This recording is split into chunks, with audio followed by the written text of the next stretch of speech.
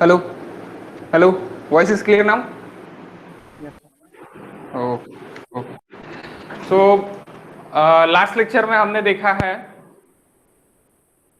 Permeability terminologies हमने देखा। Okay, permeability के लिए क्या हेड लगते, प्रेशर हेड क्या रहता, अपना एलिवेशन हेड क्या रहता, वेलोसिटी हेड क्या रहता, ये सब कुछ देखा। वेलोसिटी हेड परमेबिलिटी यानी सॉइल में हम निग्लेक्ट करते हैं, वेलोसिटी हेड नहीं रहता है अपना। ओके, बाद में हमने seepage velocity is equal to discharge velocity, यानी सीपेज डिस्चार्ज यानी डिस्चार्ज कंपेयर करके सीपेज वेलोसिटी और अपना वेलोसिटी, अप्रोच वेलोसिटी, इसका रिलेशन हमने निकाला। ओके, वो रिलेशन निकाला हमने परमेबिलिटी की इसमें, और वहां पे हम रुक गए। अभी हम देखेंगे डार्सीज। डार्सीज ने क्या बोला है परमेबिलिटी के लिए, ये सब कुछ हम अभी देखेंगे। कल लास्ट लेक्चर में हमने देखा था सिर्फ और सिर्फ परमेबिलिटी क्या है। ओके, सो अभी हम डार्सीज ने क्या क्या बोला है और डार्सीज क्या बोलता है, ये सब कुछ हम देखेंगे। Okay, permeability.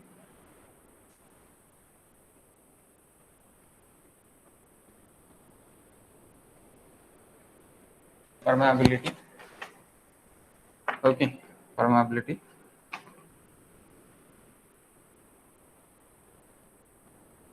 That is Darcy's.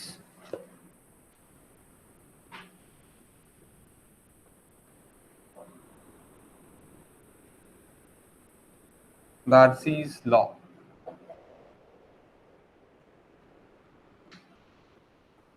Okay, Darcy's law क्या बोलता? Velocity is directly proportional to the hydraulic gradient. That is saying Darcy's law. Darcy's law ये बोलता है velocity is directly proportional to the velocity is directly proportional to the hydraulic gradient. Okay, hydraulic gradient.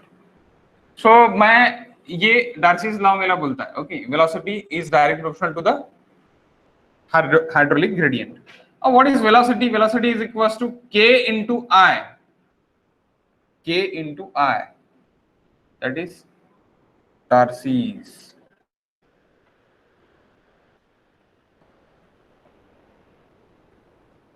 equation, where k it is equals to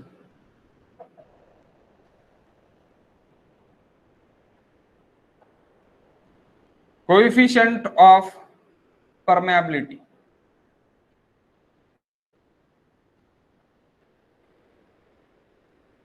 Coefficient of permeability. Okay, अब यहां पे v vs है क्या? No, approach velocity है। Seepage velocity है क्या? नहीं। यहां पे क्या लिया है मैंने? v, it is equals to, it is your discharge velocity is nothing but approach velocity.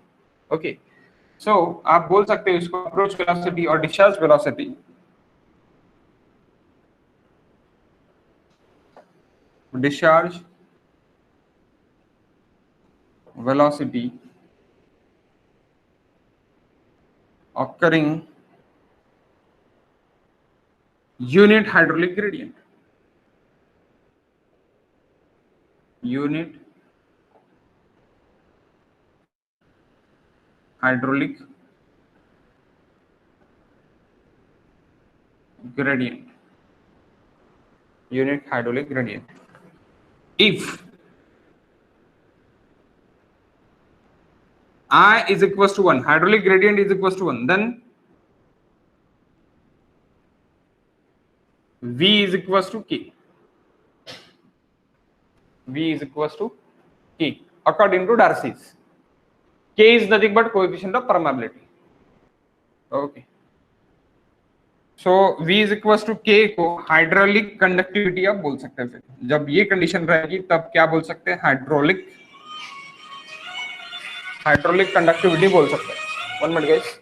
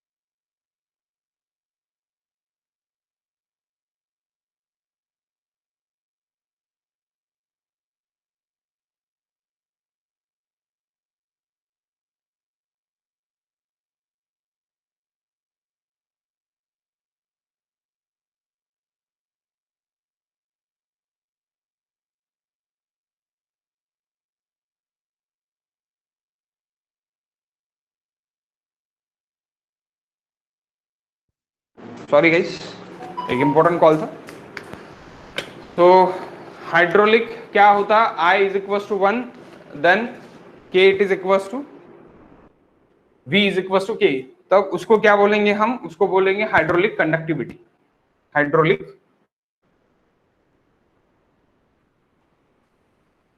Sorry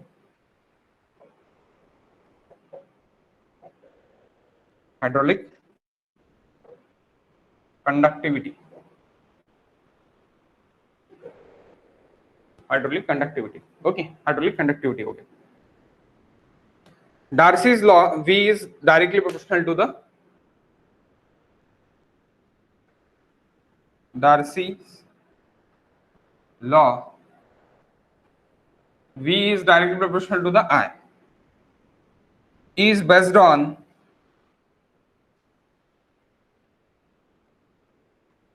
the following assumptions.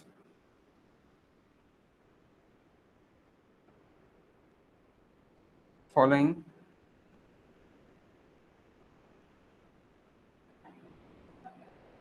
assumptions.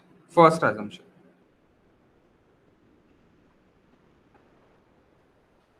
flow is laminar. Flow is laminar, and also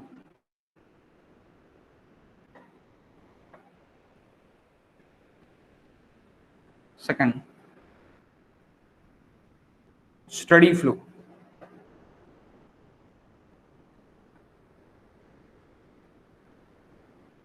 And soil is third, fully saturated. Fully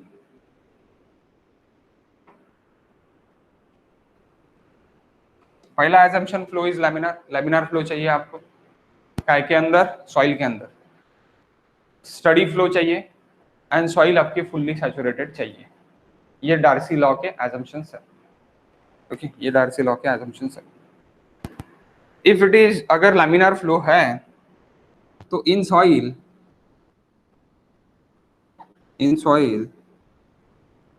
if Reynolds number is less than or equals to 1,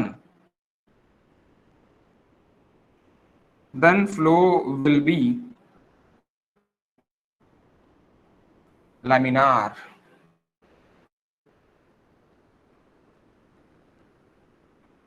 flow club laminar रहेगा आपका जब आपका Reynolds number RE is nothing, RE tends to Reynolds number, okay, RE is less than or equals to 1 रहेगा, then flow will be laminar. So Vs is equals to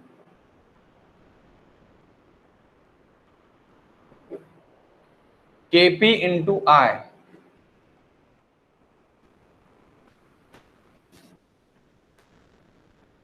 Kp into I. What is Kp?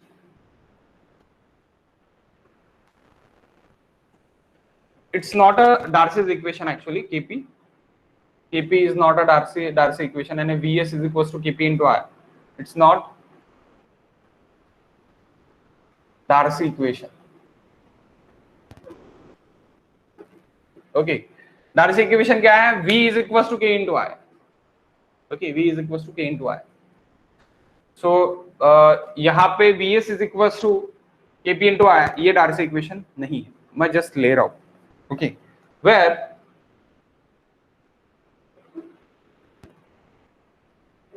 Kp is equals to coefficient of percolation. Coefficient of percolation. So Kp it is equals to K divided by porosity. K divided by porosity. K divided by N. K यानी क्या है मेरा? Coefficient of permeability. Coefficient of permeability divided by porosity. That is nothing but Kp. Kp is nothing but coefficient of percolation. ये हमको hydrology में देखना है, hydrology, okay, ground water में मुझे देखना है ये Kp. Next,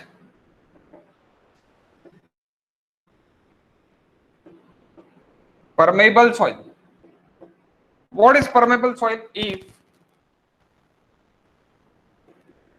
If K is greater than 10 raised to the power minus 1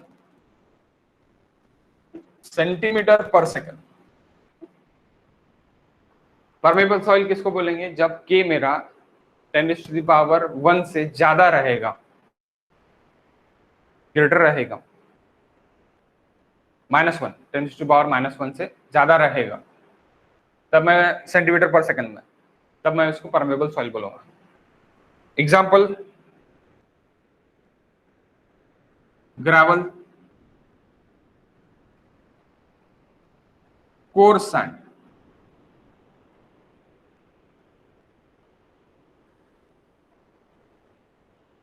etcetera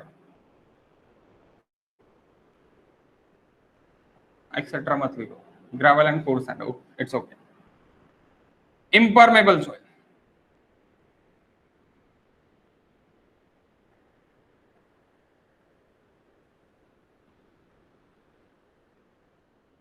impermeable soil. If K is less than 10 raised to the power -7 centimeter per second. Example,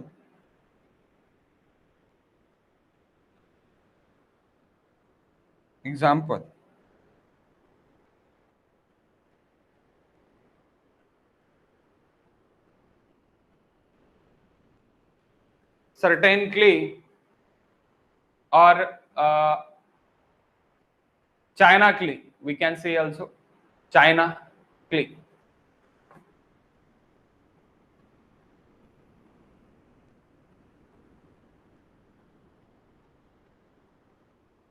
We can say also China clay. इसीलिए China clay के आपके क्या रहते हैं? मटके रहते हैं. अभी मटका धूप बहुत है तो मटके में अपन पानी करते हैं, तो इम्परमेबल सॉइल के हिसाब से चाइना क्ले हम यूज करते हैं. Okay, that is impermeable soil. तो उसके जो भी कंडक्टिविटी यानी जो आपका के है वो के it is 10 raised to the power -7 centimetre पर second, that is impermeable. Then approximate के वैल्यूज अगर हम देखते तो सॉइल, ग्रेवल के लिए, बाद में सैंड के लिए, बाद में सिल्ट के लिए और बाद में क्ले के लिए. ये आपके बुकलेट में भी देखे हैं. Approx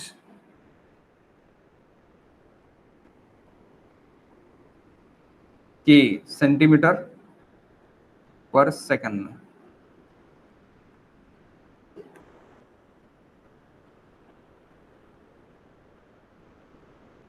okay, so that is 10 raised to the power 0, 10 raised to the power -2, 10 raised to the power -4 and 10 raised to the power -6. यानी 10 वैल्यू रह सकती है ग्रेवल की. अब मैंने 10 raised to the power -1 लिया. ओके, सो ग्रेवल का 10 से भी स्टार्ट हो सकता है, 10 से लेके 10 raised to the power -1 तक. ओके, देन यहाँ पे 10 raised to the power 1 से लेके -1 से लेके 10 raised to the power -3 आपके बुकलेट में है, देखिए. ओके, बुकलेट में है, देखिए. ओके, देखिए टेबल इज गिवन. ओके, पहले पेज पे ही है. 10 raised to the power -1 to यानी 10 raised to the power 0 to 10 raised to the power 1. Okay, then 10 raised to the power 1 to 10 raised to the power 3, then 10 raised to the power 3 to 10 raised to the power 5, 10 raised to the power 5 to 10 raised to the power 7. Okay, इसके बीच में. तो ये average value मैंने एक लिखी, approx value मैंने लिखी. Okay, so next it is what is K? What is K?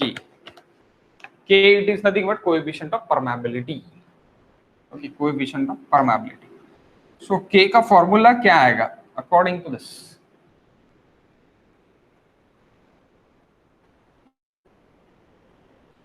According to this K का फॉर्मूला क्या आएगा वो देखेंगे अभी.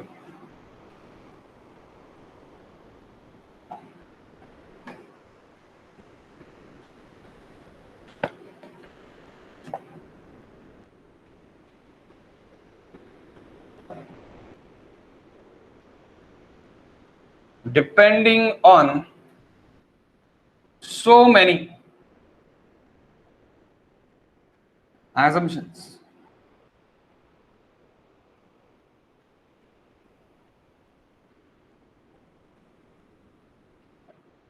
K equation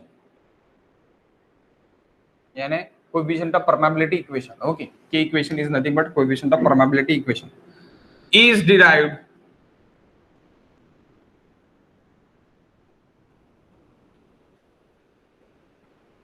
shape, size, void ratio,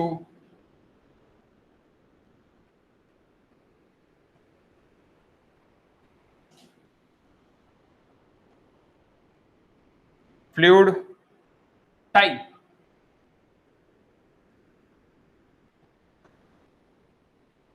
on all such thing.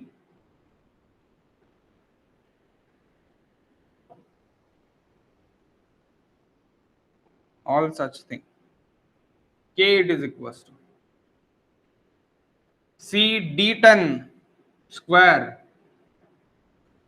E cube divided by 1 plus E into nu W divided by gamma W divided by nu. Gamma W divided by nu. That is water property and that is soil property. K D E cube divided by 1 plus E, that is soil properties, and gamma W divided by nu, that is water properties. Okay.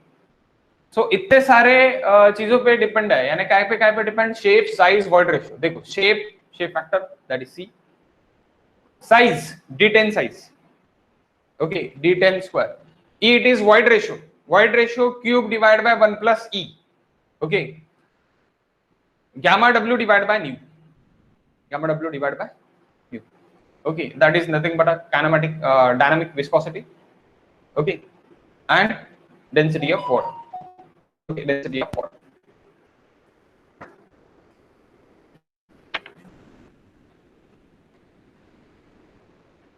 Shape constant.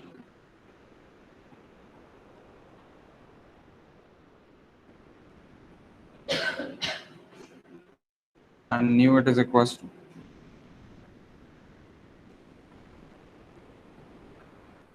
dynamic viscosity.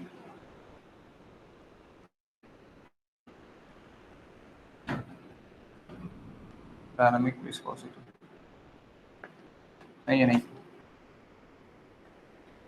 Dynamic viscosity. Okay.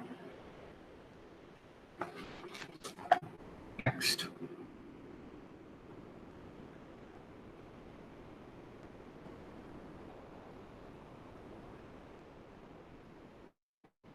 Factor affecting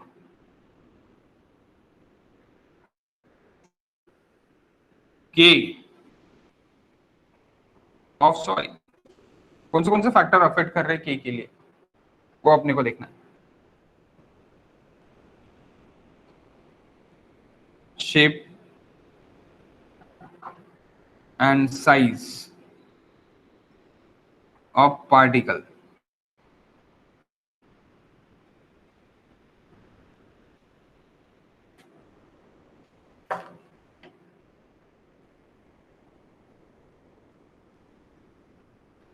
Void ratio.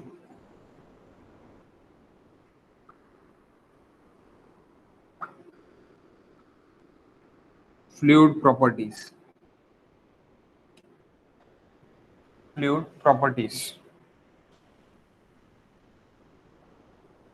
SSA, specific surface ratio.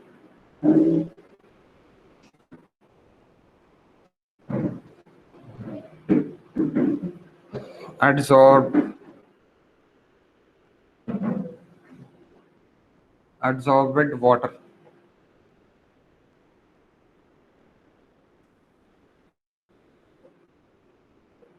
organic matter, degree of saturation,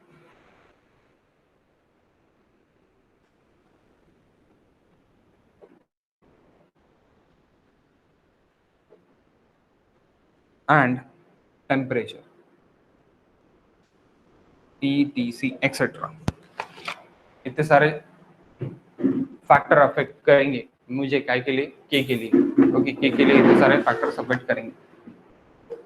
अब better है आप थोड़ा marks लगा के ही रखो, better है, अभी ज्यादा हो रहा है केसेस, ये नहीं सहना है। तो नॉर्मल वाले मार्क्स हो गए आपके पास, नहीं होंगे तो मैं देता, मेरे पास है, दो क्या, एक minute, 1 minute guys.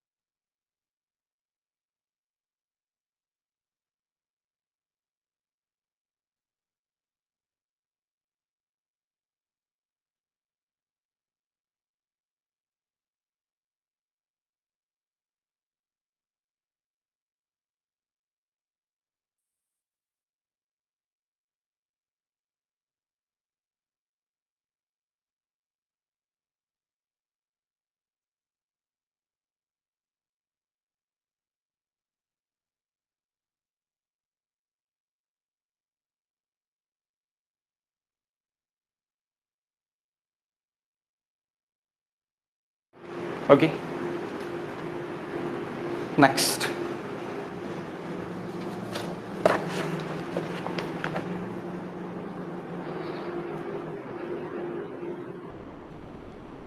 Okay factor affecting तक हो गया।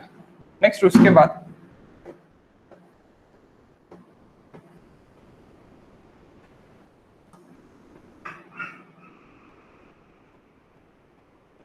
उसके बाद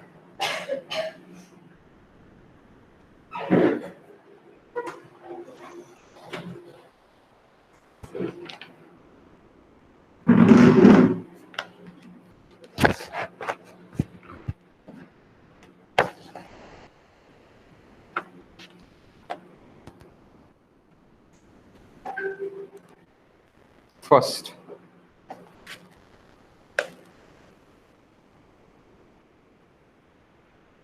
effect of shape, effect of shape कि परमेबिलिटी का, यानी फैक्टर अफेक्टिंग ऑन परमेबिलिटी, तो उसमें इफेक्ट ऑफ शेप का क्या हो सकता। सो के is relatively more in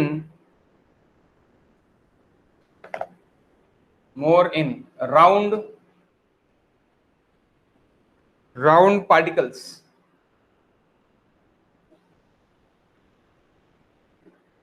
comparatively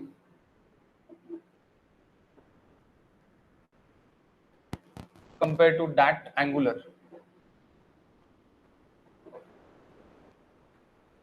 अब ऐसे क्यों, एंगुलर पार्टिकल क्या होंगे, इंटरलॉकिंग हो जाएंगे, और राउंड पार्टिकल्स क्या होंगे, उसके अंदर वॉइड्स रहेगा, यानी उसके अंदर क्या रहेगा, वॉइड्स रहेगा।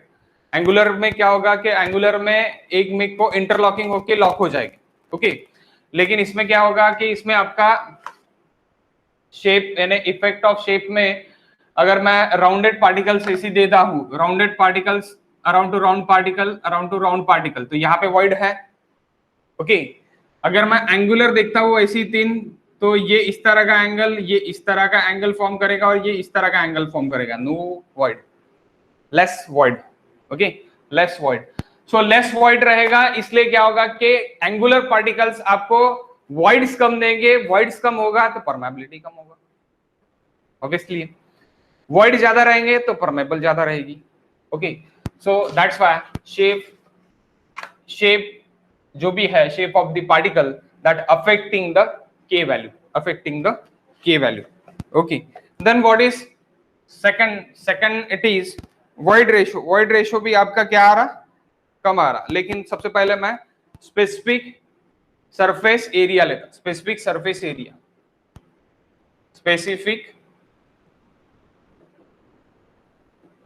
Surface area, SSA. Okay, specific surface area. अब जिसका स्पेसिफिक सरफेस एरिया ज्यादा रहेगा, स्पेसिफिक सरफेस एरिया यानी सबसे पहले क्या, ये समझ लो आप, specific surface area is that area के 1 मीटर क्यूब में कितना एरिया कवर कर सकता है. जैसे कि अभी डस्ट है, अभी डस्ट फर्श पे यानी अपने टाइल्स पे गिरी है. ओके, तो डस्ट सबसे ज्यादा एरिया कवर कर सकती है 1 मीटर क्यूब में. लेकिन अगर मैं उसी का ही एक एग्जांपल देखता क्या का, अपना ग्रेवल का, तो ग्रेवल 1 मीटर क्यूब में सबसे ज्यादा एरिया कवर करेंगे. अगर जितना डस्ट करेंगे उतना नहीं करेगा. डस्ट 1 मीटर क्यूब डस्ट ले ली मैंने, या फिर आप एक वॉल्यूम में डस्ट ले लिया आपने और वही वॉल्यूम में आपने ग्रेवल लिया, तो डस्ट आपकी सबसे ज्यादा एरिया कवर करेंगे. डस्ट यानी पार्टिकल्स, आप झाड़ू मारते तो आपका डस्ट निकलता, सो वो वाला डस्ट पार्टिकल्स आपका एरिया ज्यादा कवर करेगा. तो 1 मीटर क्यूब में कितना एरिया कवर कर सकता है, कितना पार्टिकल्स कवर करता है, that is specific surface area. That is nothing but a specific surface area, SSA. Okay, so SSA increase किसके लिए रहेगा, dust particle is nothing but clay, nothing but what, clay particles. So K increases with decreasing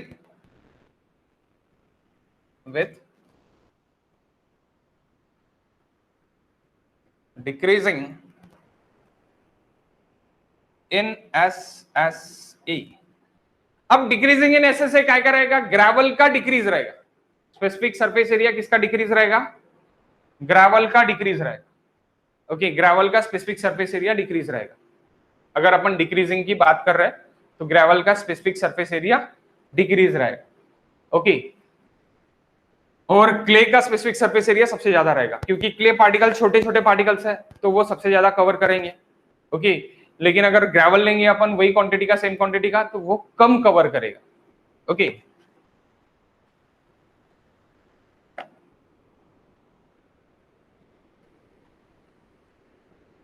among all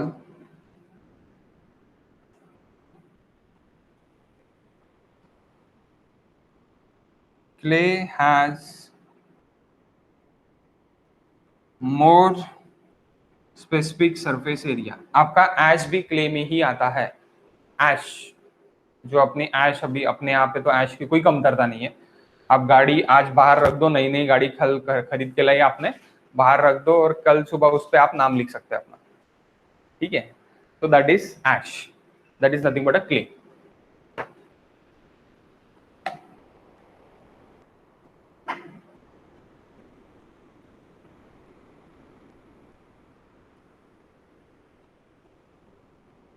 effect of size.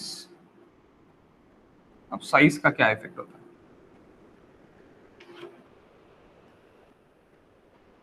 अब आपने effect of shape तो देख लिया और आपने SSA भी देख लिया.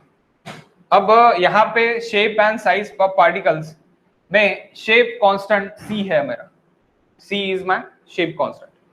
अब मैं D10 पे आता. D10 यानी क्या, कौन सा साइज, D10 यानी 10% फाइनर साइज. पूरा 100% मैंने ले लिया सॉइल, उसमें से कौन सा फाइनर, 10% फाइनर, सिर्फ और सिर्फ.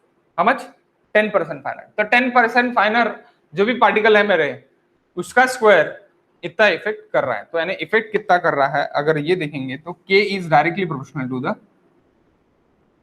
D10 square. K is directly proportional to the D10 square. Fourth, effect of void ratio. Effect of void ratio, that is equals to K is directly proportional to the E cube divided by 1 plus E. and also k is directly proportional to the e square, not a e cube. Also k is directly proportional to the, or log k is directly proportional to the e. Log k is directly proportional to the e. Okay.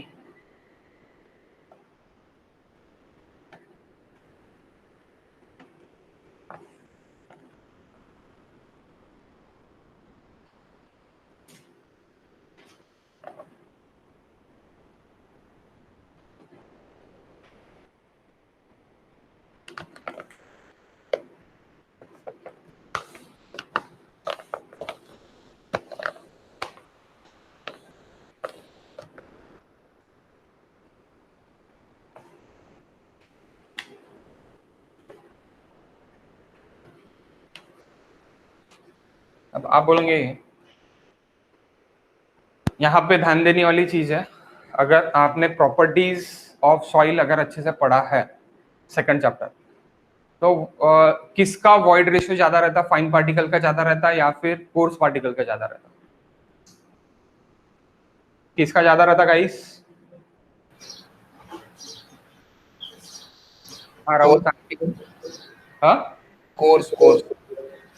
Course का ज्यादा रहता क्या? ई किसका ज्यादा रहता? ई same volume अगर मैंने लिया, सेम वॉल्यूम का मैंने ग्रेवल लिया और सेम वॉल्यूम का मैंने क्ले लिया, तो वॉइड रेशियो मुझे किसका ज्यादा मिलेगा? Clay. Yes exactly, clay.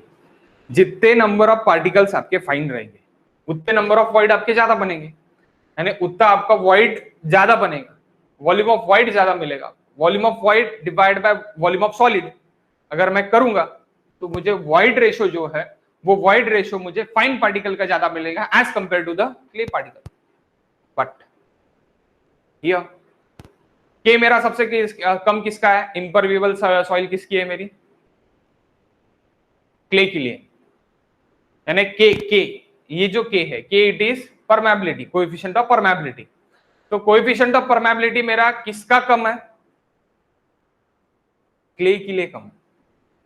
China clay, मैंने बोला अभी मड़का बनाते अपन चाइना क्ले का, तो वो इम्परमेबल रहता, इसीलिए अपन उसका मड़का बनाते, नहीं तो अपन ग्रेवल का बना सकते थे। ग्रेवल का बनाते क्या? नहीं, चाइना क्ले का बनाते।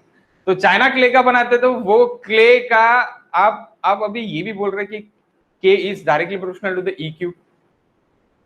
ओके, यहाँ पे आप ये रिलेशन दे रहे बोलना, और ई क्यूब है तो फिर ई मैक्सिमम अपना किसका रहेगा? क्ले का रहेगा। तो जब के मेरा कब बढ़ेगा? जब ई मेरा बढ़ेगा। तो वैसी हो रहा क्या यहाँ पे? एक्चुअल में नहीं हो रहा। वैसे हो रहा क्या? नहीं हो रहा, वैसे बिल्कुल नहीं हो रहा। ओके, एक्चुअली हो रहा क्या? एक्चुअली ये हो रहा कि k is directly proportional to the e cube. मैं जब कर रहा हूं तब मेरा जब वाइड रेशियो बढ़ रहा है तब मेरा के भी बढ़ने का होना, लेकिन यहां पे वैसे नहीं हो रहा। वाइड रेशियो जब आपका बढ़ रहा है तब आपका क्या कम हो रहा? के कम हो रहा। ओके, के कम हो रहा, के कम हो रहा। वाइड रेशियो जैसे आपका बढ़ रहा है वैसे आपका क्या हो रहा? के कम हो रहा है आपका। ओके, के कम हो रहा है आपका। तो वो कैसी? आपने क्ले के लिए अभी देखा और ग्रेवल के लिए आपने देखा है, तो आप यहां से बोल सकते हैं। ओके, सो एक्चुअली होना चाहिए था ऐसी कि क्ले के लिए परमेबिलिटी ज्यादा होने को होना था, लेकिन सिर्फ और सिर्फ परमेबिलिटी वॉइड रेशियो पे डिपेंड नहीं है। वो काय पे डिपेंड है? ये तीनों चीजें पे भी डिपेंड है। दैट्स वाई यानी वॉइड रेशियो पे सिर्फ परमेबिलिटी सिर्फ और सिर्फ वॉइड रेशियो पे डिपेंड रहती थी। तो मैं बोल सकता था कि यानी अगर आप बोलते कि ये सब कांस्टेंट है और आप ई ही चेंज कर रहे हो तो आपका क्या होगा? के इंक्रीज होगा वॉइड रेशियो इंक्रीज होने से। कितना इंक्रीज होगा? वॉइड रेशियो अगर आपने इंक्रीज कर दिया तो के हाफ इंक्रीज होगा, क्योंकि स्क्वायर है ना, स्क्वायर है। या फिर रूट के इंक्रीज होगा। कितना इंक्रीज होगा? अगर आपने ट्वाइस कर दिया, थ्राइस कर दिया, तो रूट के इंक्रीज होगा। ओके, सो इतना इंक्रीज होगा। या फिर डायरेक्टली लॉग के इंक्रीज होगा, लॉग के इट इज इक्वल टू ई है, इतना इंक्रीज होगा। ओके, सो उतना इंक्रीज होगा कब, जब ये कांस्टेंट है तब, ये तीनों कांस्टेंट है तब। लेकिन ये तीनों में एसएसए कांस्टेंट नहीं रह सकता। Sizes is increases, SSA is decreases, specific surface area is decreases.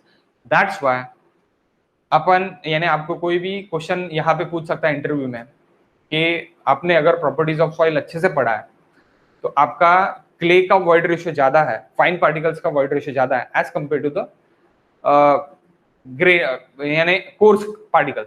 So coarse particle का के क्ले का आपका कम है, यानी आपका ई कम है। ओके, सो आपका फिर के आपका क्ले का ज्यादा रहने, यानी सी जो है आपका, यानी परमेबिलिटी, कोएफिशिएंट परमेबिलिटी, ये क्ले का ज्यादा रहने को ना आपका ग्रेवल का क्यों ज्यादा है, तो उसको बताने का ये तीन reasons, these are the 3 reasons. Okay, समझ गया? That is interview type of question. आप लगे तो उसको आपके लैंग्वेज में जो भी आपको नोट लिखना है तो आप लिख सकते हैं।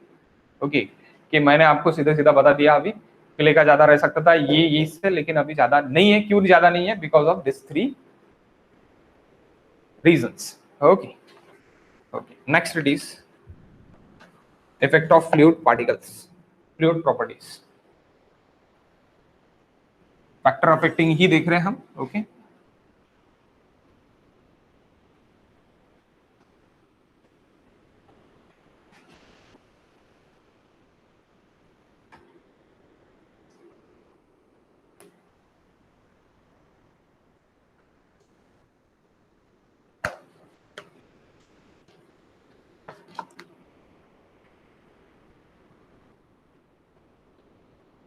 Five, effect of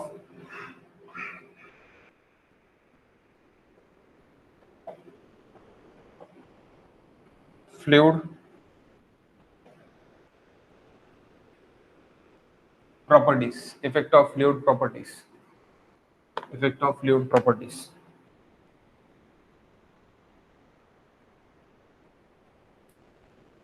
K is directly proportional to the gamma W by nu।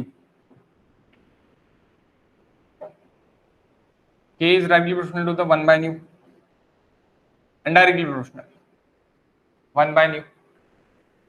Nu is what? Viscosity, dynamic viscosity, dynamic viscosity।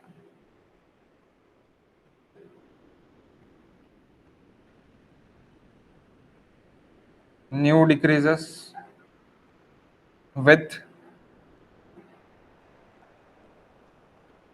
increase in temperature, 1 divided by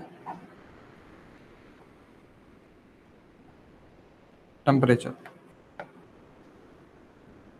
K increases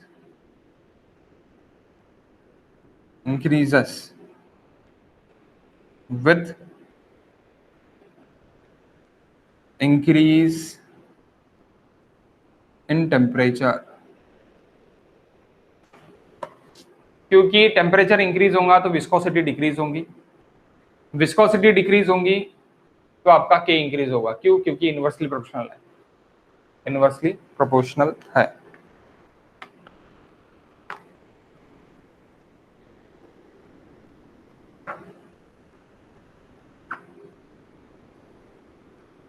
effect of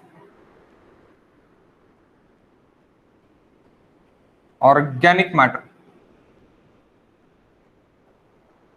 effect of organic matter, effect of organic matter।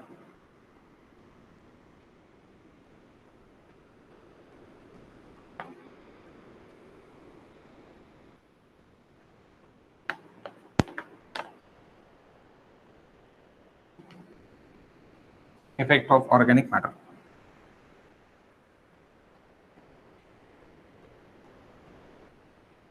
Okay, अब organic matter में क्या होगा कि permeability decreases due to permeability decreases due to presence of organic matter.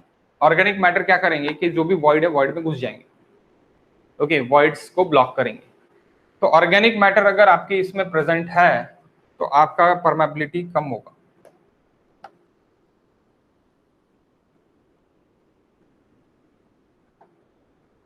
permeability decreases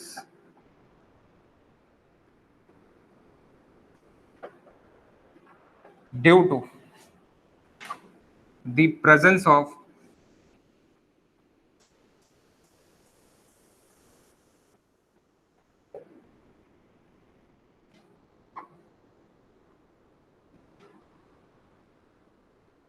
organic matter, presence of organic matter।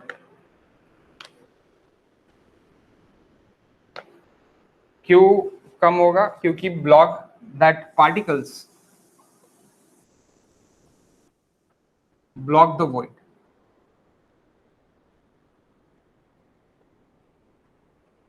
Voids को block कर देगा, इसलिए permeability को रिड्यूस कर देगा organic matter. Organic matter permeability को रिड्यूस कर देगा। हो गया लिख के ये सर? आपका भी हो गया गाइस लिख के दिस साइड? हाँ सर। अब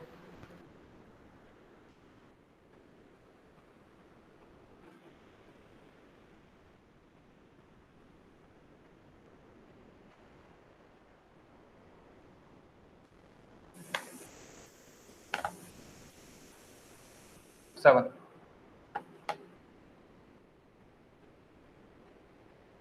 effect of absorb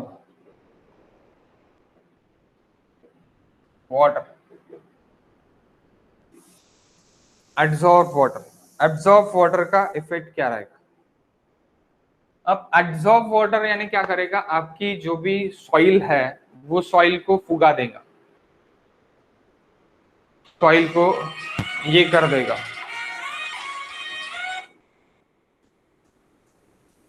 सॉइल को क्या कर देगा? बड़ा कर देगा।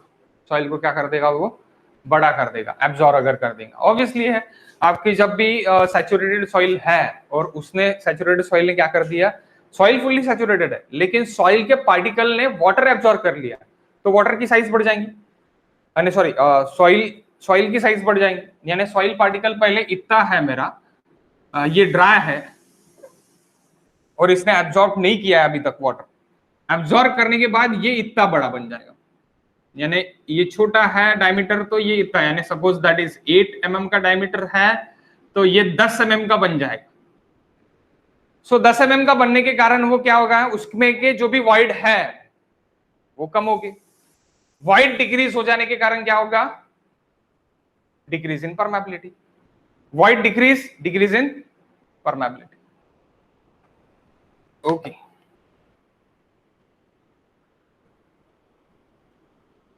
then absorb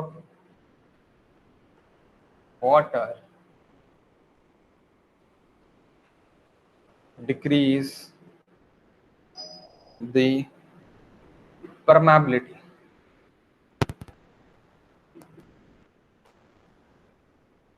of soil।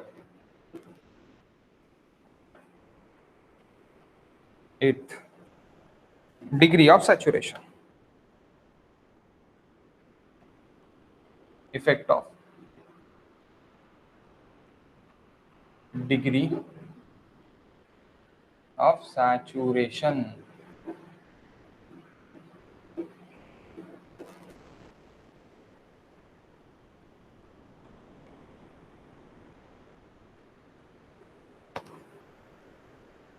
अब डिग्री ऑफ सैचुरेशन पे कैसे डिपेंड रहेगा? क्या सोच सकते हैं आप डिग्री ऑफ सैचुरेशन पे कैसे इफेक्ट रहेगा?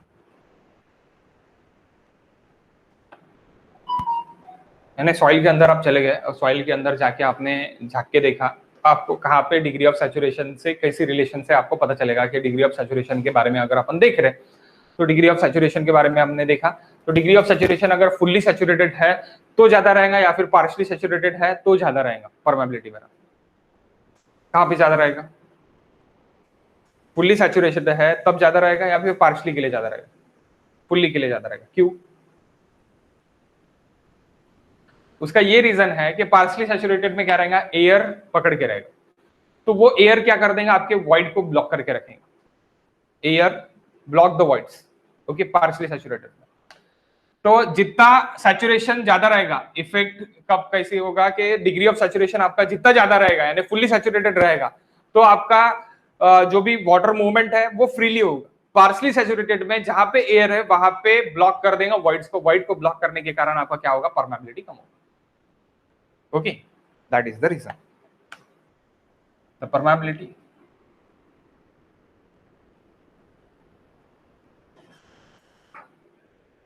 permeability coefficient,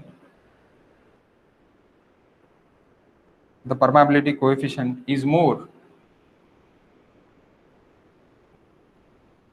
in fully saturated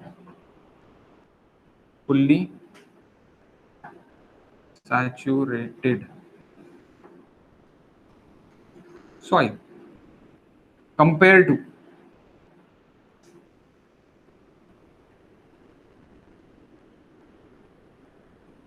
partially saturated soil.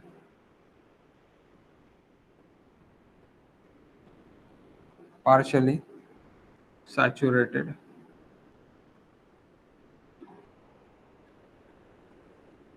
soil,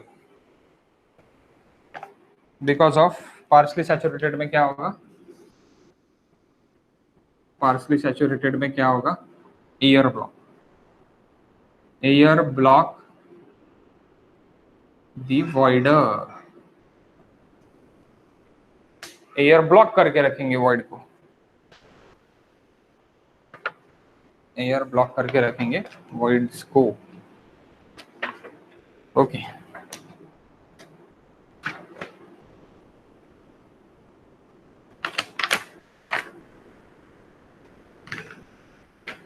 okay, next test वाला जो पार्ट है वो नेक्स्ट लेक्चर में लेते हैं अपन। टेस्ट वाला जो पार्ट है वो नेक्स्ट लेक्चर में लेते हैं। अभी हम लेते हमारा डिफ्लेक्शन। डिफ्लेक्शन 5 मिनट में स्टार्ट करते हैं। 11:45, 5 नहीं 7-8 मिनट में, 11:45। हाँ बोल सर, ते संध्याकाळी काय स्टार्ट आहे, स्टार्ट आहे, हा आहे, आहे, आहे, आहे सर